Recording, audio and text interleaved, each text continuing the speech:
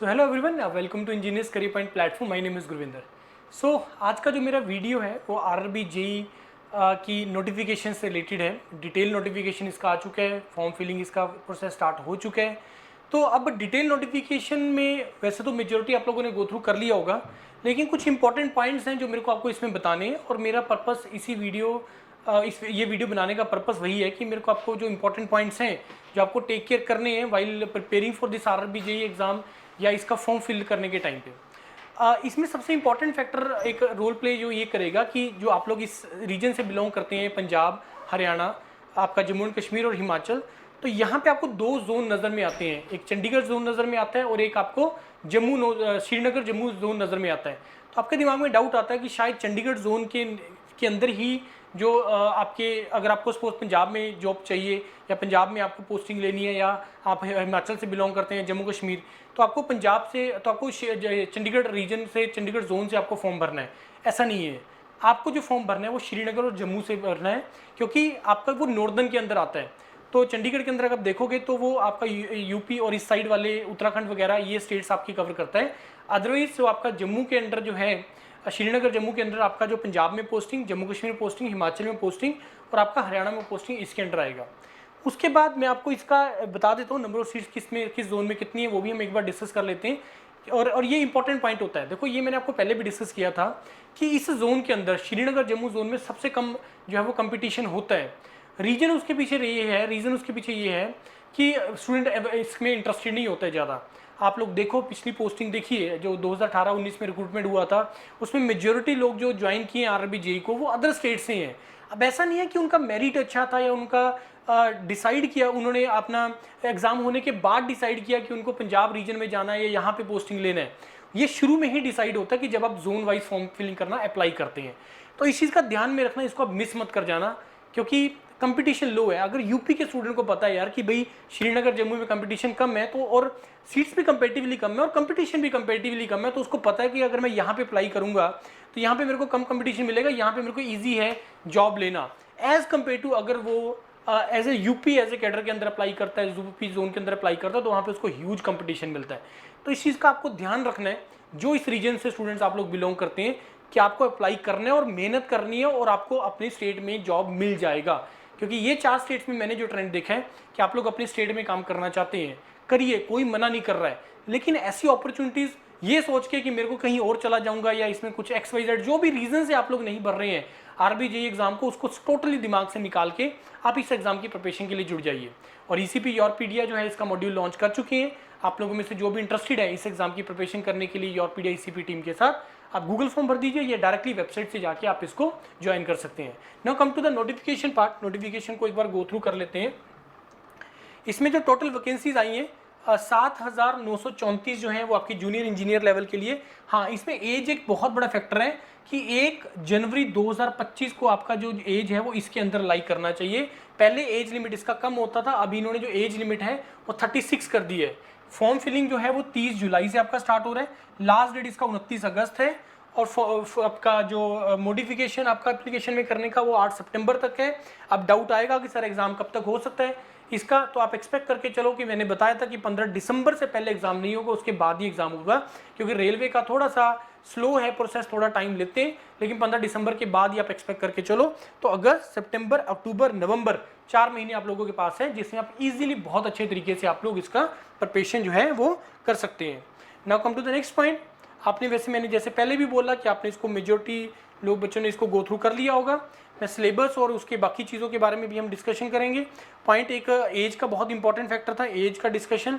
और उसके बाद आपका जो आ गया relaxation in the age for category wise, कितना कितना रिलैक्सेशन है।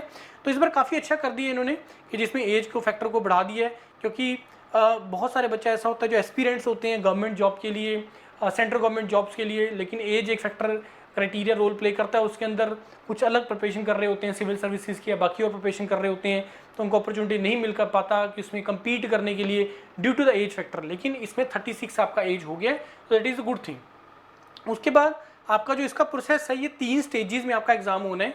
CBT 1, CBT 2, सॉरी 4 स्टेजेस हैं, CBT 1, CBT 2, और उसके बाद आपका डॉक्यूमेंट वेरिफिकेशन होना है। मैं आपको दिखा देता हूँ recruitment process. First stage CBT 1, second stage CBT 2, third stage आपका document verification, last stage is your medical examination. First stage में क्या है, आपका 90 मिनट्स का एग्जाम होगा और 100 क्वेश्चंस आएंगे इसके अंदर।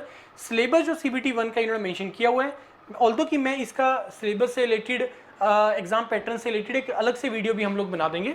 उसके बाद जो CBT 1 है उसमें आपको जो सिलेबस है, जो इसका एग्जाम पैटर्न भी इन्होंने मेंशन किया हुआ है।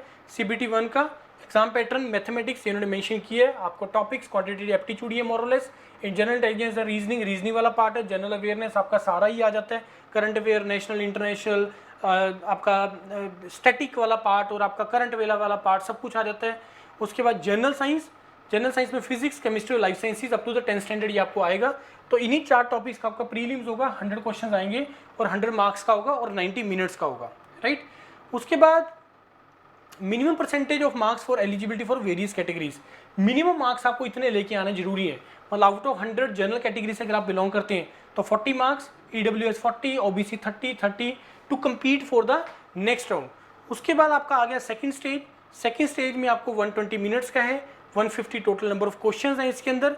सिलेबस जो इसमें मेंशन किया है जनरल अवेयरनेस वही सेम है, फिजिक्स एंड केमिस्ट्री इसमें आ गया आपका। उसके बाद कंप्यूटर एंड एप्लीकेशंस इसमें यहाँ पे ऐड है, basis of environment and pollution control ये इसमें ऐड किया हुआ है। उसके बाद टेक्निकल आपका subject branch wise technical abilities में 100 क्वेश्चन और आपका 100 क्वेश्चन आपके जो है आपके आ जाएंगे, आपका टेक्निकल पार्ट आ जाएगा, राइट। तो पहला कहने का मतलब ये है कि प्रीलिम्स में जो आपको फोकस करना है वो नॉन टेक में, मेंस में जो आपको फोकस करना है या CBT 2 में जो आपको फोकस करना है वो नॉन टेक प्लस आपका टेक्निकल कंपोनेंट। टेक्निकल आपके 100 क्वेश्चंस आने हैं और आपका नॉन टेक जो आना है आपके 150 क्वेश्चंस आने हैं। तो 120 मिनट 150 क्वेश्चन, जैसा मैंने आपको पहले ही बताया कि एग्जाम के पेपर का जो लेवल है, कितने क्वेश्चन और कितना टाइम आपको दे रहा है, वहां से आप लोग जजमेंट कर सकते हैं। और डिप्लोमा क्योंकि इसमें मिनिमम एलिजिबिलिटी क्राइटेरिया है तो पेपर का लेवल जो है ज़्यादा कंपेरेटिवली ईजी होता है। लेकिन इट इज़ मोर और less the SSC JEE exam, खास करके अगर मैं मेंस की एग्जाम करूँ वहाँ पे 120 मिनट 200 क्वेश्चन होते हैं, यहाँ पे 120 मिनट और 150 क्वेश्चन है। अब बहुत हद तक ये एक्यूरेसी बेस्ड एग्जाम है कि अगर आपकी एक्यूरेसी है, गलतियाँ कम कर रहे हो, एक्यूरेसी है आपके पास, आप लोग मिस्टेक्स होने के जो भी रीज़न अगर उसको मिनिमाइज करोगे तो इसमें बहुत अच्छा आप लोग जो है आप लोग स्कोर कर सकते हैं। Again minimum percentage criteria to go for the next round. उसके बाद under the mechanical and allied branches आप लोग कौन कौन से में आप लोग एलिजिबल हो, आप लोग ये सारी ब्रांचेज वाले अंडर मैकेनिकल एंड अलाइड के अंदर अप्लाई कर सकते हैं। क्योंकि बहुत बच्चा बोलता है कि सर हमने इंडस्ट्रियल में कर लिया, हमने मशीनिंग में कर लिया, हमने टूल में कर लिया डिप्लोमा या बीटेक, तो मैं एलिजिबल हूँ या नहीं किसी गवर्नमेंट जॉब के लिए। तो ये आपके लिए बहुत अच्छा एक अपॉर्चुनिटी है। अंडर द इलेक्ट्रॉनिक्स ऑल्सो आप लोग electronics, instrumentation, communication, computer science भी इसमें एलिजिबल है, कंप्यूटर साइंस, इंजीनियरिंग, IT सब आप लोग इसमें जो है एलिजिबल हैं। उसके बाद इक्विवेलेंट क्वालिफिकेशन, अच्छा ये केमिकल वाला आपका आ गया। उसके बाद ये आपका नॉर्मलाइजेशन का इन्होंने आपको दिया हुआ है प्रोसीजर की normalisation. Now come to the जो मेरे को आपको दिखाना है वो आपका जोन वाइज जो है नंबर ऑफ सीट्स के ऊपर आते हैं। Zone wise number of seats, zone ये आपका सिलेबस आ गया जो टेक्निकल का आपका सिलेबस है। टेक्निकल सिलेबस मोरलेस वही सिलेबस है जो नॉर्मली आप अपने JEE एग्जामिनेशंस के लिए करते हैं, मोरलेस वही सिलेबस होता है। Now come to the zone wise vacancies, ये आ गया जोन वाइज वैकेंसीज। मैं सिर्फ उसी पार्ट के ऊपर फोकस करूंगा जो आप लोगों को ध्यान में रखना है, मतलब क्योंकि मेजॉरिटी स्टूडेंट जो इस प्लेटफॉर्म पे हैं वो इसी रीजन से बिलोंग करते हैं, तो मैं आपको इस रीजन के हिसाब से आपको बता दूं। ये RRB अहमदाबाद आ गया, then Ajmer, then Bengaluru, then Bhopal, then Bhubaneswar, Bilaspur Himachal वाला नहीं, आपका छत्तीसगढ़ वाला। अब ये आ गया। अब यहाँ पे कंफ्यूजन हो जाती है कि सर ये चंडीगढ़ लिखा हुआ है तो कहाँ पे मेरे को जो है वो पोस्टिंग मिलेगा, ये सब डिपार्टमेंट कौन से, यहाँ से आपको पता है। अगर आप इसको सर्च करेंगे चंडीगढ़ के अंदर क्या क्या तो आपको पता लग जाएगा कहाँ पे है। ऑल्दो इसमें जो टोटल वैकेंसीज हैं वो काफ़ी ह्यूज हैं चंडीगढ़ के अंदर, जो आपका टोटल बनता है यहाँ पे वो 356 बनता है। लेकिन अगर मैं बात करूँ आपका जम्मू के अंडर जिसमें आप लोग अप्लाई करोगे तो जम्मू के अंडर जो आप लोगों का आएगा नंबर ऑफ वैकेंसीज ये रहा, जम्मू श्रीनगर।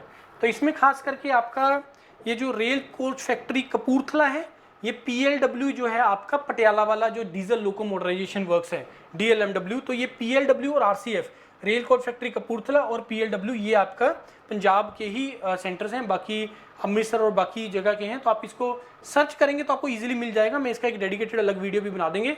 तो यहाँ पे 251 वैकेंसीज हैं। तो ये इंपॉर्टेंट है, मेरे को इसी को आपको दिखाना था। अब पॉइंट है प्रिपरेशन का। प्रिपरेशन मैंने आपको बता दिया, एक्यूरेसी बेस्ड एग्जाम है, प्रैक्टिस मांगती हैं चीज़ें। General studies is all about recalling the things, remembering the things. तो इन चीज़ों पे आपको फोकस करना है। पेपर एग्जाम इजी होता है, बस ये कि कंपटीशन इसमें ह्यूज आपको मिलता है। अब आपको ध्यान जो देना है, जो मैंने आपको पहले ही बताया कि इस रीजन के स्टूडेंट जो है वो कम कंपीट मेहनत तो नहीं मैं बोलूँगा, लेकिन इंटरेस्टेड थोड़ा सा कम होते हैं। आप सीरियस हो जाइए इस जॉब के लिए, बहुत अच्छा जॉब हो गया। जेई का जो एक सैलरी होता है, क्योंकि बीच में इंसेंटिव मिला के जो मेरे को बताया पिछली बार जो हमारे सिलेक्टेड कैंडिडेट्स थे, तो उनके साथ मिला के जो उनका सैलरी है वो एसएससी से भी ज़्यादा चला जाता है। मतलब जेई का एक जो डीजल लोकोमोटराइजेशन वर्क जो पटियाला वाला जो उनका है, तो वहाँ पे 90,000 1 लाख तक चला जाता है। ऑल्दो की जो आपका सैलरी बनता है 60-65 के आसपास है, लेकिन इंसेंटिव्स वगैरह होते हैं। तो 1 लाख एक जेई के लिए, कहीं पे भी आपको जेई में 1 लाख रुपए नहीं मिलेगा, लेकिन इसमें मिलता है आपको, राइट। तो ये छोटी छोटी चीज़ें थी जो मेरे को बताना था। प्रिपरेशन स्टार्ट कर दीजिए, गूगल फॉर्म भर दो, जो भी आप लोगों में से इंटरेस्टेड है इस एग्जाम का प्रिपरेशन ईसीपी और योरपीडिया की टीम के सर्च करने के साथ। Thank you very much and all the best to all of you.